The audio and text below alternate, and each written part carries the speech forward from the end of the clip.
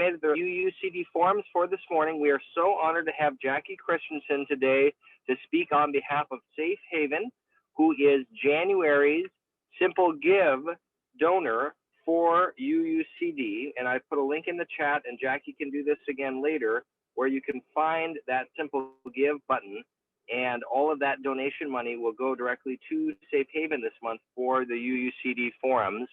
And at this point, I will let Jaci take it from here and have a chance to introduce and really walk through a lot of Safe Haven's programming for the first half hour, and then we'll stick around and have Q&A time. So thank you all for making it today, and the floor is yours, Jaci. All right, awesome. Thanks, Brett. Good morning. So like Brett said, my name is Jaci Christiansen. I'm the Community Engagement Coordinator at Safe Haven. So I do all of our community engaging. So I do a lot of our public outreach and education, our manage our social media, our communications, all that fun stuff. So my job has been the one that during COVID, I'm like, how do I do this? So I get to do virtual options, which is fun. So before we begin today, I'm going to talk a little bit about relationship violence, but I start any presentation, any talk that I do with this kind of disclaimer of, because these types of violence that we work with are so prevalent in our society and in our communities, assume that there are survivors among us. And so be mindful of your reactions, right? And I also say that with be mindful and listen to yourself, and be patient with yourself and take care of yourself. It's a nice part about doing these presentations over a virtual format is that if there is something that touches your emotions or re-triggers something, that you can take that pause in that moment privately, not as easy in a live real audience. The other piece too is just respecting someone's space and confidentiality if anyone does decide to share. Obviously, this is a recorded presentation, so keep that in mind as well. But just remembering to kind of listen to yourself and take care of yourself. So a simple overview today, I'm just going to define what relationship violence is, define the cause that we work with, because I think that's really important, that truly understanding what it is that we work with. I'm going to go over some tips on how to help survivors. I think that's the most common thing that we get is, how do I help somebody that I know that's experiencing this, whether it's a family member or a loved one or a coworker, right? Or just a random plain person that you see on the side of the street that you think is struggling, of how to help that person out. So I have some practical tips, and then a little bit about our Safe Haven services, and then we'll open it up to Q&A at the end. So first things first, I just want to kind of address this piece. Different terminology, same definition. So domestic violence, domestic abuse, relationship violence, intimate partner violence, dating violence, battering is sometimes something that gets called in this. They're all different terminology, and all of their definitions kind of really boil down to the same thing. I also like to view these terms as being generational. Different generations use different terms. The other piece too is that we may not define our relationship, the way our relationship is defined may not match up with different terms, right? So for example, two 14-year-olds are probably, that are experiencing violence in their relationship, are probably not going to say that's domestic violence, but they might say it's dating violence, right?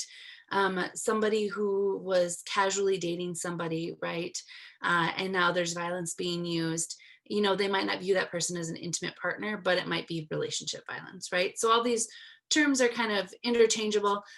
Relationship violence is probably the one that I'll be using most today, intermixed with intimate partner violence, but know that I am still talking about domestic violence, still talking about domestic abuse. So some basic statistics for you all this morning. So 1 in 3 women and gender minorities in Minnesota will be subjected to physical violence, sexual violence, and or stalking by an intimate partner in their lifetime, right? About 1 in 10 men experience these types of violence. The one thing that I want to mention is that this statistic is an aggregate of all women, right? Across all demographics. And when we look at, excuse me, frog in my throat. When we look at demographic specific statistics, right? We see that 1 in 2 transgender individuals experience violence within their relationships in the country, and that more than 4 in 5 American Indian and Alaskan Native women have experienced violence in their lifetime. So to know that these statistics for marginalized communities are unfortunately even higher. Every 15 seconds in the US, a woman is experiencing violence in their relationships. And these types of violence are the leading cause of injury in women. This exceeds injuries caused by muggings, stranger rape, and automobile accidents combined. Women, I've got my little cheat sheet here. Women who've experienced domestic violence are also 80% more likely to experience a stroke, 70% more likely to have a heart disease, 60% more likely to have asthma, and 70% more likely to drink heavily or use drugs. And the reason I bring this up is a lot of times I think with relationship violence, we look at like just the harm that's caused in that actual act of violence, but recognizing that there are long lasting health impacts beyond that initial action of violence. So some more going into defining, intimate partner violence. The first thing I want to mention is it doesn't always fit a criminal definition. I think sometimes folks get caught up of, what I was experiencing, the officer who responded didn't take a report, right? Or maybe they took a report and the prosecutor decided not to prosecute it, right? Or the judge threw the case out. From a holistic standpoint, from an advocacy standpoint, right? We look at things from an advocacy standpoint. We recognize that just because someone has experienced violence, just because the courts may not prosecute it, just because it doesn't fit the law, doesn't mean what they're experiencing isn't domestic violence, right? Doesn't mean that they're not experiencing violence in their relationships. And so that's important to point out. The other piece too is that doesn't fit a criminal definition. Each state criminally defines domestic violence a little bit differently. And sometimes that can even be how a judge interprets the law, how a prosecutor interprets the law. And so just because something doesn't go through a court case doesn't mean it's not violence, right? We know that these types of violence don't discriminate, right? Anyone of any race, age, sexual orientation, religion, or gender can be a victim or a perpetrator of relationship violence. And so there isn't a cookie cutter, this is the person who's most likely to experience this type of violence, and this is the person who's most likely to be using this violence, right? It can be anybody. Unfortunately, violence is the one thing in our lives that we know everyone can experience, right? This can include behaviors that physically harm or arouse fear or prevent a partner from doing what they wish or behave in ways that they do not want to as well. I would be remiss without pointing out January is Human Trafficking Awareness Month. And so human trafficking and domestic violence are unfortunately very intimately related.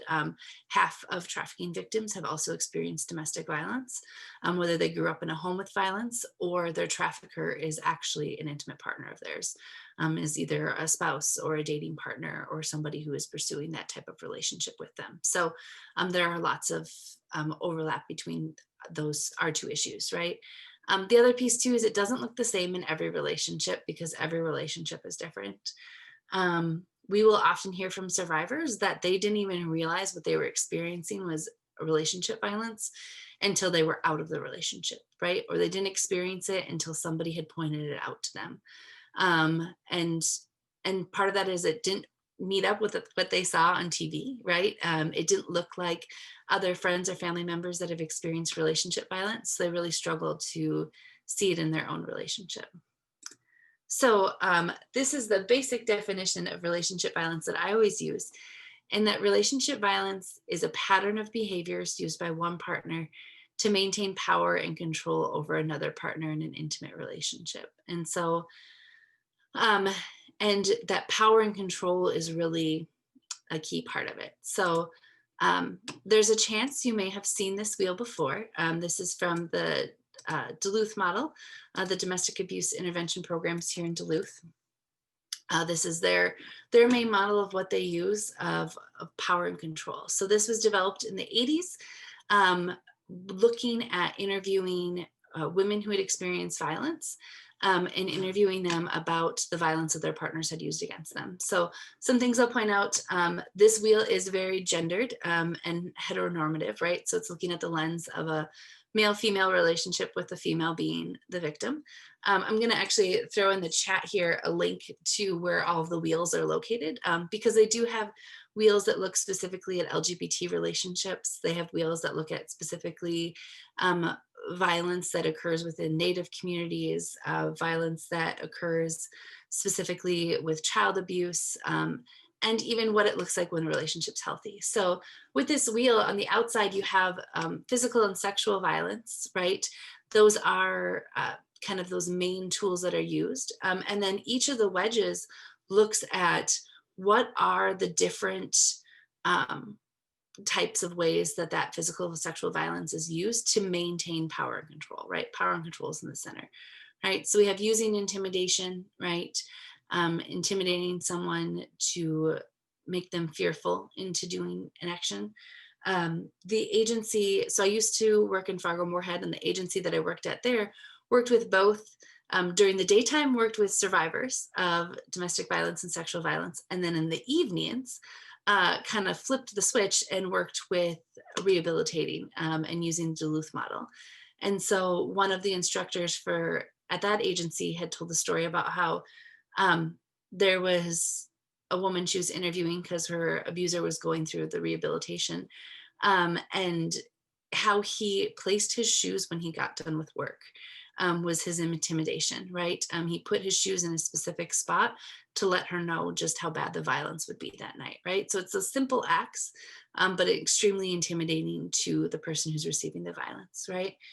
Using emotional abuse, right? Putting somebody down, gaslighting someone, making kind of that crazy making of making someone feel and think like they're crazy.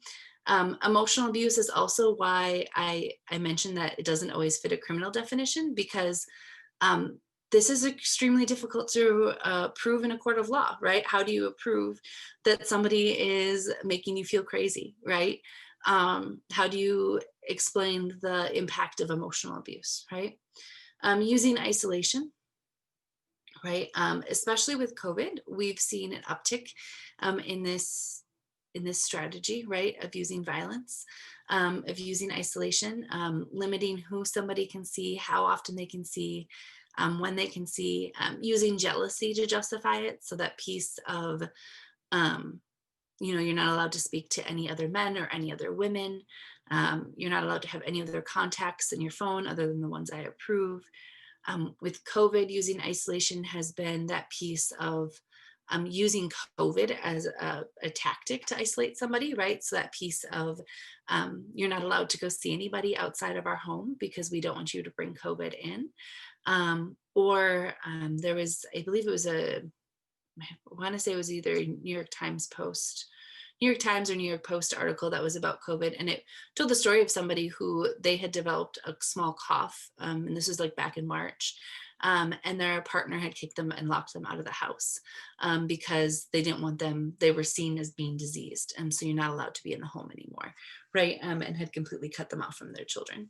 The other piece that we've noticed is survivors who are now in safe relationships, that isolation maybe was the tactic used by their abuser in the past. COVID's almost been triggering because they're re-experiencing those same things. Minimizing, denying, and blaming, right? It's not that big of a deal. It was your fault.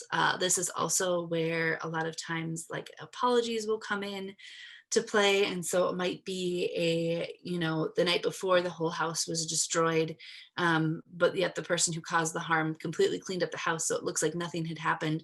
And there's fresh flowers on the table with some jewelry, right? So that piece of it's not that big of a deal. I'm sorry, here we go. Using children, right, can be a tactic.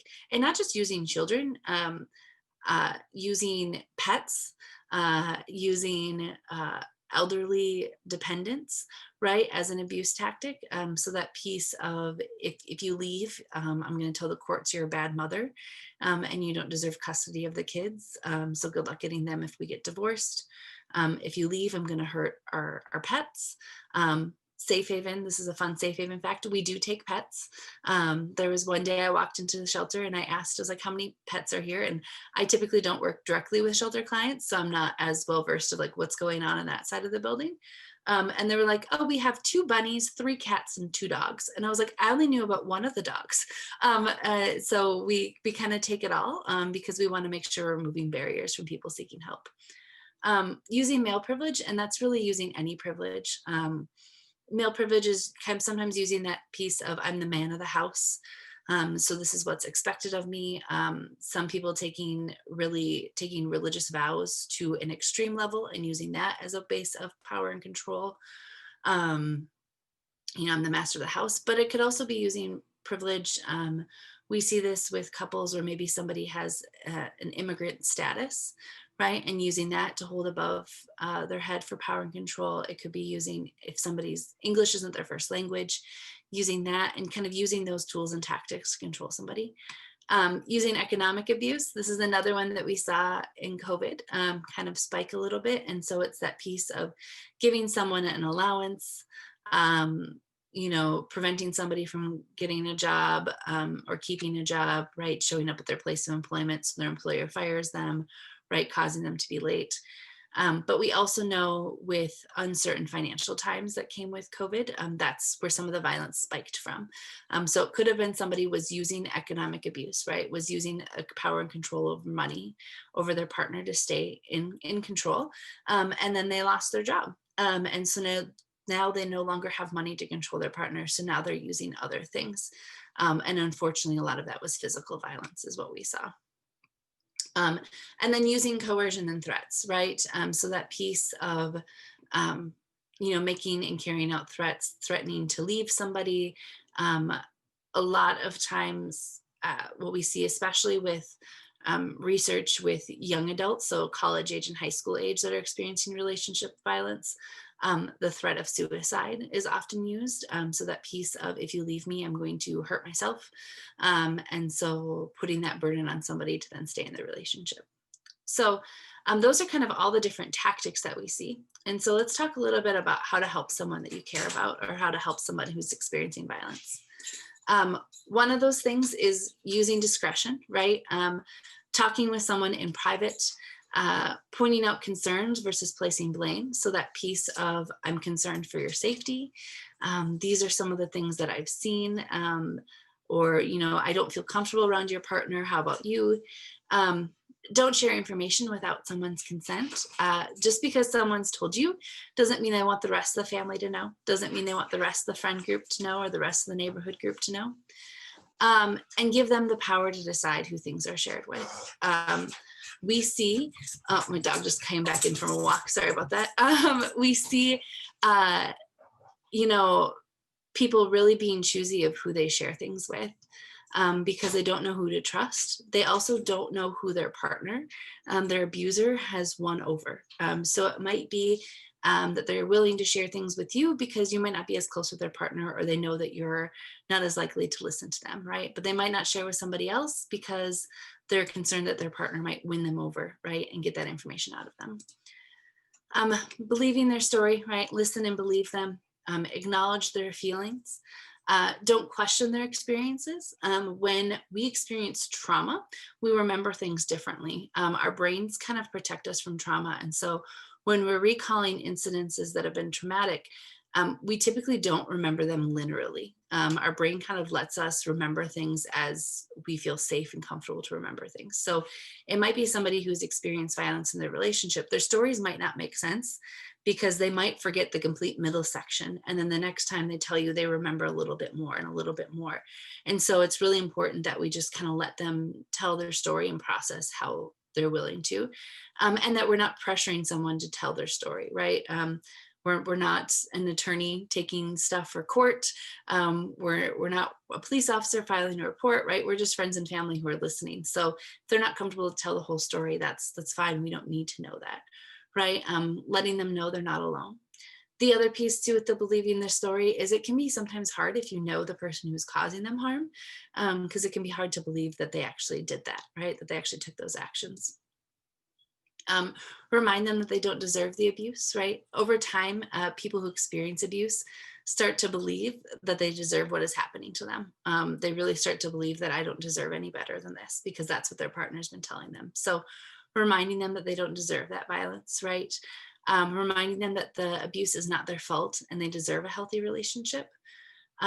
While not everyone who grew up in a home with violence experiences violence in the future, we know that people who grew up in homes with violence are more likely to use violence and more likely to experience violence. And so for some folks, it could be that they've never seen what a healthy relationship looks like. So really reminding them that even if they haven't seen it, doesn't mean that they don't deserve it, right?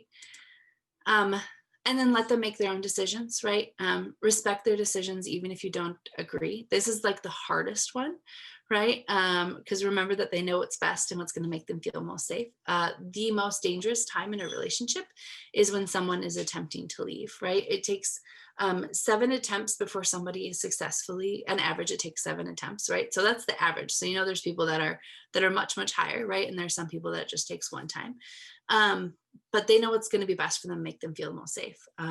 Most of the lethal violence, right? Violence that results in someone dying, happens when somebody is attempting to leave, or even after somebody has already left, right? So we know that that's a dangerous time. And so we really want to respect somebody's decisions on when they decide to leave. Our advocates would say this is the hardest part of their job.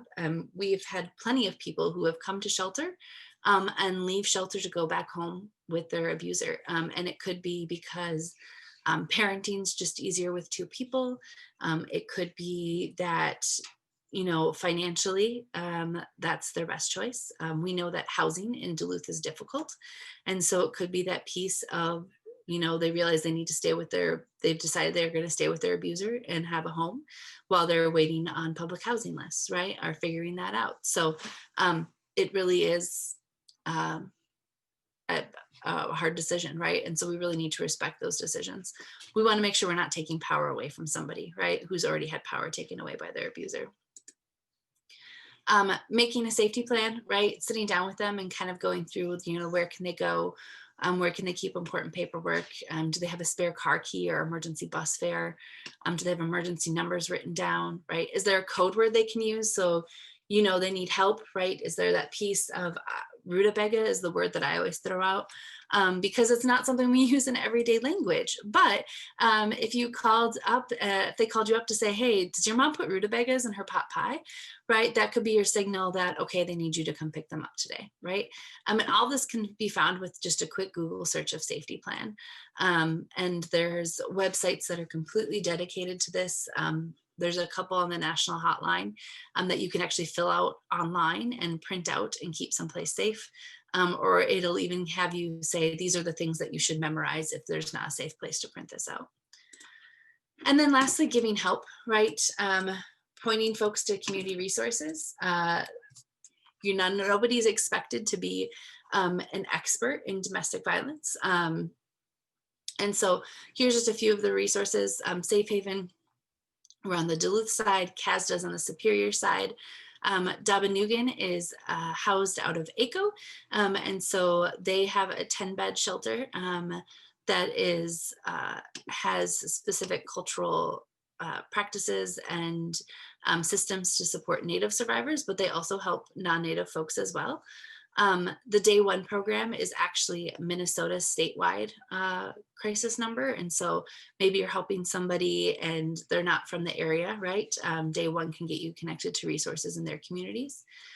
211 is a simple number to remember, and it's basically for all human services support. It's like 911 of human services. And then obviously 911 as well. I put a link in the chat that goes to actually Safe Haven's website that has a full list of different community resources for survivors as well. It's far more extensive than just this one.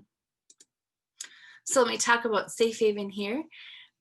So Safe Haven, our mission is providing safety, space to heal, advocacy, and empowerment for women, children, and all survivors of domestic violence. So I really want to point out that last part of all survivors of domestic violence.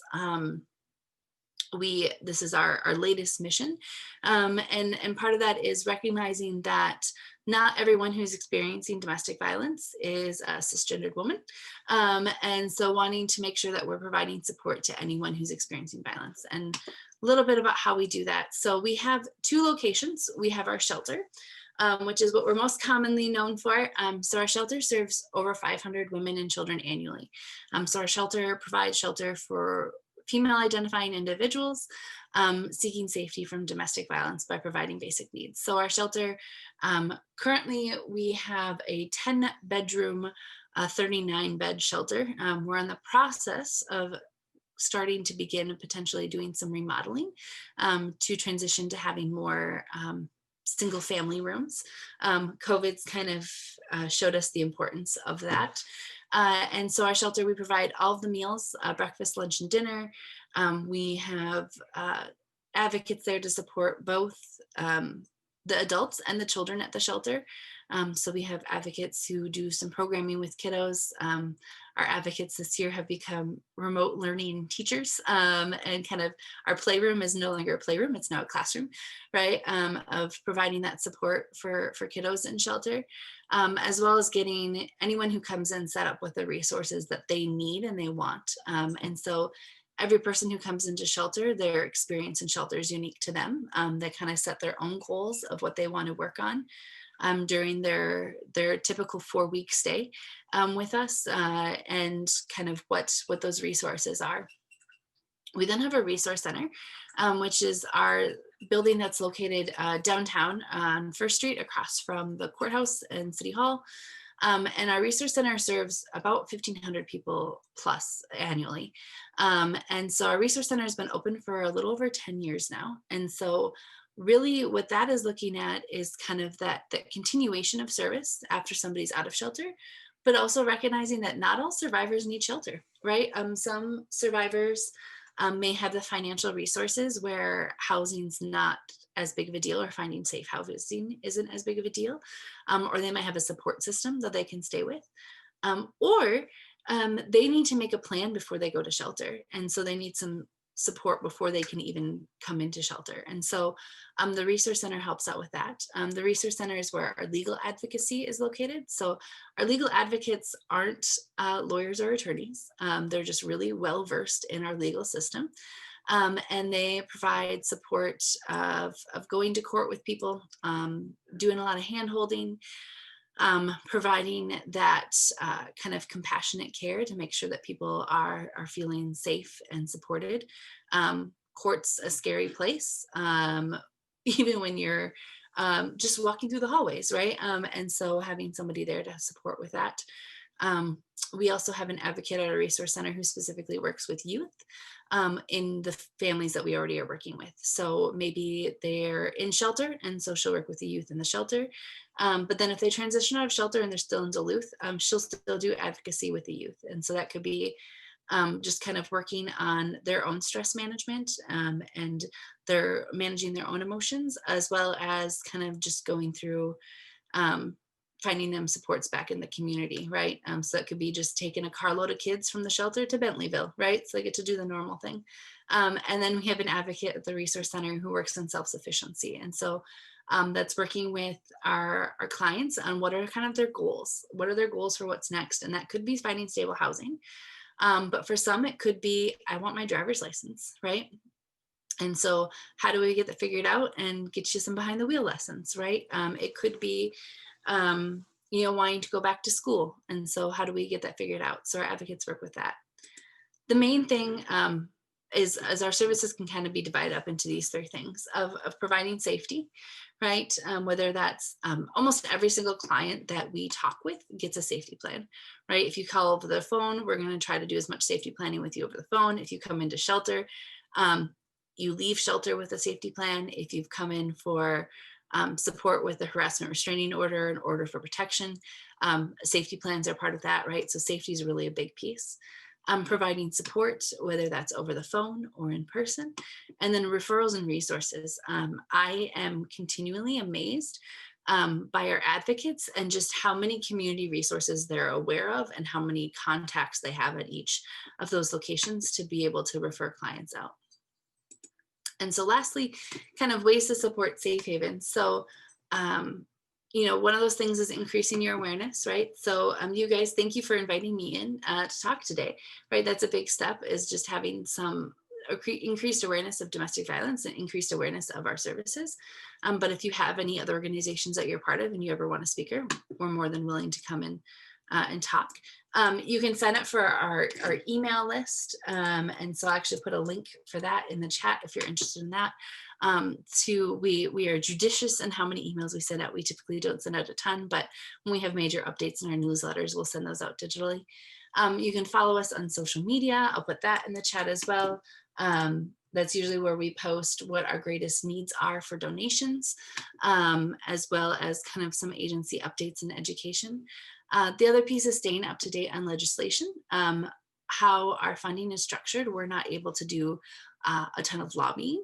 We have a statewide agency who does that for us, but it's also important to know, to have our community members know that, you know, there's a lot of those, especially when it comes to like VAWA and VOCA, that's where majority of our funding comes from, right? And so if we were to lose that funding, Duluth would be impacted by the amount of services that we'd be able to provide, as well as a lot of other agencies in the community that rely on that funding. Volunteering, we do have some virtual volunteer options available. Training can be done now. In fact, I forgot to grab the link for that, but it's up on our website. So we're doing some virtual volunteer training in January and February, mostly because so that way when we have volunteers back in person, we have people ready to go and all trained up, and some virtual options with helping with our self-sufficiency program and doing different workshops there. Donations are always welcome, right? Financial support is always welcome. Our goods donations, we've kind of switched up and having our goods donations be more specific and targeted. Partially our resource center is a multidisciplinary building. And so when we built that space, we built it with the option to have lots of community partners come in. And our community partner space that would be used for medical personnel has become overrun by donations. And so we're recognizing that Duluth is fortunate enough to have so many different community partners working on certain things. So recognizing that there's no need for us to have a free closet if Damiano has one, right? And most of our clients are overlapping anyways. So why not have things be more centralized and funneled and work together versus having all of us putting the same work into the same thing.